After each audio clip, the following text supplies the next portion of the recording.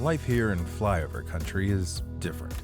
We do weird stuff, like showing people respect, even before they've earned it.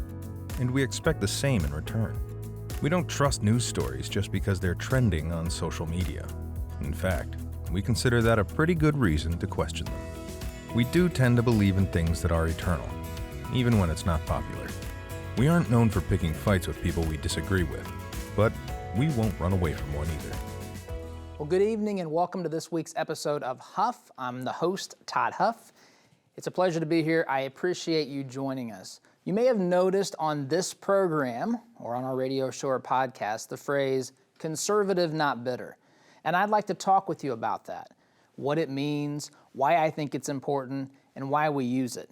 So first, let me tell you that I have this crazy idea that in order to help save America's foundational principles and values from being destroyed by the radical left, conservatives are going to have to actually persuade people who currently do not accept the truths of constitutional conservatism. Some of these folks have been taught things that simply aren't true. Some have been misled about conservative principles and values. And some have been taught to appreciate and value socialism, even communism. They may have an affinity for the utopian nonsense they've been told about Marxism or the Cuban government or Mao or Stalin, the Soviet Union, democratic socialism, or you fill in the blank. I'm under no illusion that the hardcore believers in communism are going to immediately abandon their morally bankrupt worldview, though I certainly hope that they will wake up and join us here in reality. But most people are not committed followers of Karl Marx. They simply are confused or have been miseducated. So we've got to inform them and persuade them to accept truth. But here's the question. Have you ever truly been persuaded by tactics you see some conservatives using today? Are you willing to change your worldview when someone calls you an idiot or a moron or worse? Of course you're not. Loudly yelling our points and pounding our fist simply isn't going to get it done. Persuasion, on the other hand, can get it done. And the art of persuasion starts with the proper mindset and attitude. That's precisely where conservative, not bitter comes in. The idea is rooted in the realization that we don't have to be bitter against those who don't agree with our point of view. This is critically important. We must figure out a way to communicate with and appeal to those who don't yet understand or accept the truths of constitutional conservatism. And dare I say, we must do this lovingly and gently. Conservative principles and values are solidly built upon truth. And everyone being created by God has the ability to recognize truth when it is explained to them because we are hardwired with it in our souls. Of course, sometimes our ability to hear, see, and receive truth may be hindered. It may be clouded by misconceptions, falsehoods, lies, misunderstandings, miseducation. And there are certainly times that we, as fallen people, don't want to accept truth, even when we don't see it. I, unfortunately, can relate to this anyway. Sometimes we just reject truth because we simply don't like it. That's our sinful human nature, and it's why Jesus came to die for us. We are created in the image of God to live freely. And that freedom means that we all have the right to choose our own dreams, aspirations, priorities, prerogatives, and beliefs. For the Christian, we can choose to enter into a relationship personally with God through His Son, Jesus. We can choose to love Him, worship Him, or follow Him, I should say. Likewise, the atheist can choose to reject all of that. He can live his life completely ignoring God and ultimately conclude that God doesn't even exist. And since we are free to form our own beliefs, our worldviews, and political ideologies as we see fit, whether they are based in truth or not, it follows that we should learn how to effectively influence and persuade others. It shouldn't surprise us that those who cannot persuade give themselves no other option than to scream and pound their fists. But there are some simple steps that we can take right now, today, that will make us better communicators and persuaders. For starters, we can be simply friendly and likable. We can implement the golden rule. We can see others not as people we need to set straight or give a piece of our minds, but rather as equals who, just like us, are created in the image of Almighty God. We can listen, we can ask questions, we can seek to understand. and maybe eventually earn the right to speak truth to them. We don't have answers to every problem on planet Earth. We just don't. And that's precisely why, once a truth is revealed, we must do everything in our power to make sure we accept and recognize it, and that others do as well. We need to accept it and we need to remember it. We can't do that if we don't know how to persuade others. I don't want to be misunderstood here, but I find myself wondering how much more we would accomplish if we focused less on being right and more on being persuasive. There are no bonus points if we're right, yet America succumbs to socialism. Being right isn't appealing, but being persuasive is. And we must appeal to others if we're going to advance conservative principles and values in America today. Conservative, not bitter, also means that we don't throw up our hands in the air in abject despair and just give up. We don't become bitter about the advances of liberalism and socialism in America. We don't have to like it, of course, and these things can and probably should fire us up a little. We aren't saying these things don't matter or that we should be apathetic. Quite the opposite, in fact. We're saying that it matters so much that we had better master the best possible way to effectively persuade others to accept conservatism. At the core of America's ideological debate today is conservatives' inability to effectively persuade. Now, I recognize and understand that we are up against a massive opponent. The radical left controls the media, they control education, Hollywood, and at times the courts and the federal government. Heck, my friends, the radical left is even overtaking some churches in America today. But do not lose hope. Do not be dismayed. Truth is a powerful, very powerful force. Truth is light, and light dispels the lies of darkness. When darkness convolutes an issue, our job is simply to shine the light of truth, and without being unnecessarily obnoxious about it, we can also learn how to not be weak or timid about it. There's a difference between being obnoxious and being assertive, and being bold without being unnecessarily offensive. Being conservative, not bitter, means we seek to master those differences. I'm not asking anyone to compromise principles. In fact, I'm urging you to hold firm to those principles and try to get others to accept them too. After all, isn't that how we ultimately ensure these values and principles are passed down to future generations? I hope that more conservatives start communicating truth the best way we know how, in hopes that we can be most effective at persuading as many people as possible. If you're interested in learning more about how to be an effective conservative communicator, I invite you to visit conservativenotbitter.com and get your free online lesson at Conservative Not Bitter University today when you enter code CNBUTV. After the break, we'll welcome a guest to the show named Dan Ferraro. Dan's story is just one example of why conservatives absolutely must engage the culture on issues like critical race theory before it is too late. Sit tight, back in 2 minutes.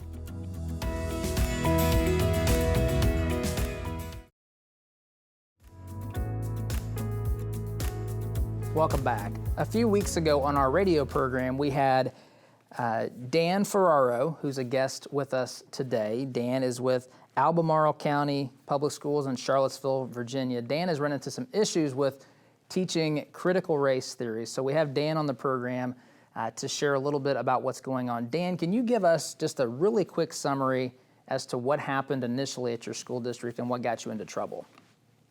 Yes. So we have these classes called advisory classes, more or less like a homeroom kind of thing, but it's extended time to talk to kids about other important things.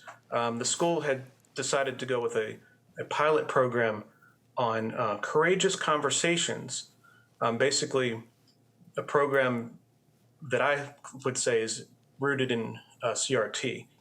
However, regardless of that, what happened to me was, as I was preparing for the next lesson to work on with students, there was a Google slide that had a quote from Ibram X. Kendi, and it just highlighted the idea that America is a dangerous and racist society. And I really was like, wow, this is something, and something that I'm not comfortable with mostly. So I reached out to parents through email and showed them, hey, this is what we're going to be talking about with your kids. I don't think that you've even had a chance to look at this or opt out of this if you wanted to. Okay, so then you have, there's some updates as to what's been going on there. And if folks want to hear the entire conversation you and I had originally, they can hear it on our website, toddhuffshow.com, and just look for that conversation in our list of podcasts, our conversation with you, Dan Ferraro. So what's happened since that point in time, Dan? Where does your employment stand, and what are some things that are happening regarding your contract? Okay, so when it comes to the contract and the employment, I had several, I'm going to call it appeals, but there's a whole process. They have different meanings, but a series of meetings where you basically ask, are you still not going to renew my contract? Early on, you can contest some of it, and then they investigate a little bit more. Consistently from the time that the principal said that I'm not going to have a contract because my views are inconsistent with the direction of the school, I was just really asking for human resources, for a superintendent's office, and those people along the chain of command to at least acknowledge that that was indeed the reason before I saw anything about a performance review and some of those other documents. And they just keep giving me back the same things over and over again, saying, no, you broke the rules. And it's just amazing because it's peppered all throughout my performance review, even though there is some positive things written in there. But yeah, nothing has changed is the bottom line. And now school's starting in the next few weeks here. And I've been communicating with other schools to try to see about a position, and not with much luck right now.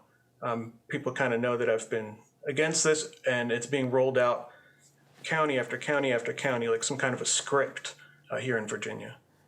One of the things that got me, I guess, piqued my interest most about your story was that you're really just trying, I think initially, to inform parents about what was going on and the lessons and the things that were going to, I guess, be taught in your classroom and other places in the school district. So for parents out there that maybe aren't in your school district, but they have students anywhere in the country, what should they do? What questions should they ask? What advice do you have for those parents? Well, I have advice of communicating to other parents in the area. In Augusta County, Virginia, where I live, we started first it was just a Facebook page, United Parents of Augusta County, and we would invite people that had an interest in this. Well, it grew very quickly to about 3,000, even 4,000 people. And now we have all these groups of people that have met individually, and we're communicating to the school divisions to try to prevent these policies from being rolled out. And so we're going to all the school board meetings. I would recommend that for sure. Contacting all the members of the school board and the superintendent. Even if they're going to tell you no 3,000 times, you just keep putting the pressure on and try to get the decision to be made at a local level. But they're going to claim that it's out of their hands, and state funding and federal funding and all of that is actually proving to be false. But check with your states as well, State Department of Education, and see if you have any of these big sweeping recommendations like we do in Virginia, because essentially local control has been taken away. And all these ideas are going right up to the initial school board, like the statewide school board, and everything is about all these updates. And you can ask a school employee about it, and they will talk to you about it as if it is a local decision. But in the end, it's like it's a script. You can see it seen over and over the same way everywhere. Well, I appreciate it. Dan, share really quickly, we got 10 seconds, share where folks can go to help you out and to learn more about your story. Sure. Well, I'm on Facebook. It's open, Dan Ferraro. And also Give, Send, Go, /Dan Ferraro, anti-indoctrinist. I have that there. I'm hoping I won't need anything like that, but we're coming close to school starting, and I'm trying to support my family as best as I can. Awesome. Well, Dan, thank you very much. We got to take a break. Back here in just a minute.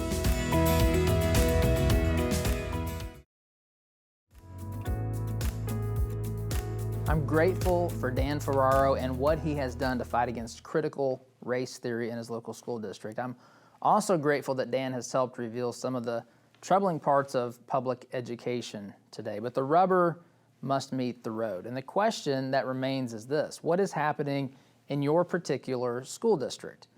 Now, you may or may not have children or grandchildren who are students at your local public school, but whether you do or don't, the truth is that if you are a taxpayer, what your local public schools teach is your prerogative because you are, in fact, funding it. So what can you do to stop radical theories like CRT from being taught in your local school district? Well, first and foremost, we shouldn't be afraid to attend local school board meetings. The school district is required by law to publicly post meeting times, dates, and locations. This information must be readily available and accessible to the general public, and we have a right to attend these meetings. I realize that we are all very busy, and attending meetings is not necessarily the most convenient thing. But folks, the truth is, we're in this mess today because too many of us, to some degree or another, have fallen asleep at the wheel as these issues have been percolating just below the surface. And while some average Americans have been sleeping, the radical left has been busy quietly developing strategies and policies to further their agenda virtually everywhere, including our public schools. The good news is that we don't have to continue traveling down this path, but we have to do something about it today. Secondly, if you have a student in a public school, or any school for that matter, we need to do everything in our power to keep an open line of communication with our child's teacher. We should seek and maintain a healthy relationship with administrators, principals, and other staff in the building. Most people really just want to go along to get along. And if the only people teachers encounter are pushing them to implement radical ideas, many will succumb to those pressures. Ideally, we should have strong, healthy relationships with teachers and staff from the very beginning of the school year, well before any polarizing issues pop up during the semester. And we should do all we can to preserve that open line of communication. But we also have to start where we are. The last thing we should do is allow a lack of good understanding and a good relationship with a teacher or administrator to keep us from confronting an issue. It's just too important. Third, we should be aware of what our children are learning. We should stay engaged and talk with our child. We should know what he is being taught. Staying actively involved in the education process can help us avoid many problems down the road. Fourth, we should connect with other like-minded parents and engaged members of the community. Parents from both sides of the political aisle are more concerned about issues like critical race theory than ever before. So let's connect, work together, share information, communicate, and encourage one another. We've recently launched a group of like-minded conservative folks at community.toddhuffshow.com. We welcome you to join it and connect with others there as well. It's totally free, and it's a good place for you to start. But it may also be a good idea to connect specifically with folks in your local community too. In public education, a lot of what happens is determined locally. Fifth, some of you may want to consider running for a local office like school board. In 2000, believe it or not, I ran for school board and was elected by something like 40 votes. I may tell more about this story as time goes by, but the point is that winning a local election is within reach for more people than we may realize. And if you are an engaged, informed, articulate citizen in your community, you can run as well. So there you have it, 5 practical steps that we can take that will make our local schools better places for our children to learn. Some of these steps we can take immediately. Some take a little time and effort, but it's worth it. And our children's education and the future of this great nation depend upon it. When we return, I'll have some closing thoughts on ways to influence those who do not share our conservative worldview. We'll do that after the break. Be back in 2 minutes.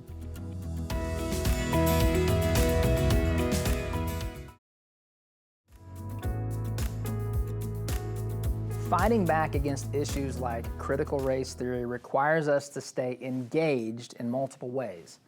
And while taking steps that we discussed in the last segment can certainly help us make some progress, there is another more urgent problem we must learn to address immediately and effectively. The larger problem we face is that we have people who have bought into some of the radical theories like critical race theories and others that you will find in public education today. But some people believe that we must teach these sorts of theories because America is a broken place that needs to be totally remade from scratch. And of course, as is always the case, the solution for the radical left is a new system, a new form of government that is more socialistic at its core. They rule, we oblige, they tax and spend, we work and we pay. How much better off would America be if we didn't have to organize and stay hyper-vigilant against some of these radical leftist tactics? What if we could stay more focused on addressing the root of the problem, a misunderstanding of what America really is? As I've said before, America is built upon ideas that are good and true, ideas like all people are created equal and that our rights come from God and not from government. These ideas are vastly superior to the ideas being espoused by the radical left and the socialists. The worldview of the radical left and their socialist allies is truly a morally bankrupt ideology. And on top of that, the beliefs they hold, things like critical race theory, are simply not true and accurate. So we are fighting an ideological battle, a battle of worldviews, a battle of values, a battle of beliefs. And in order to win this battle, we need to do a heck of a lot more than just win elections. Now, don't get me wrong, winning elections is absolutely necessary, but it isn't going to solve the problem alone. After all, how can we win an election if a majority of voters hold to a radical leftist worldview? We have to actually get better, get much better at promoting, at communicating, and persuading others to accept constitutionally conservative principles. That's why we launched Conservative Not Bitter University, our online training academy where we help conservatives get better and not bitter. And one of our courses is entitled or called How to Win People to Conservatism. In that course, we help conservatives become more persuasive. The course is broken down into 3 general sections. First, we help conservatives develop the most persuasive mindset and attitude. Second, we help conservatives master the basics and learn how to effectively communicate those ideas. And third, we help conservatives perfect the art of persuasion. These things are critically important. We'll talk about some of these principles in future episodes of this show, but if you'd like to test drive the course and get a free lesson, visit conservativenotbitter.com and enter code CNBUTV. That's CNBUTV. We would love to help you become a better conservative communicator. Remember, in order to win on the political battlefield, we must win the battle for the heart, mind, and soul of America. Thank you so much for watching. Please tell your friends about our show. See you next week. SDG.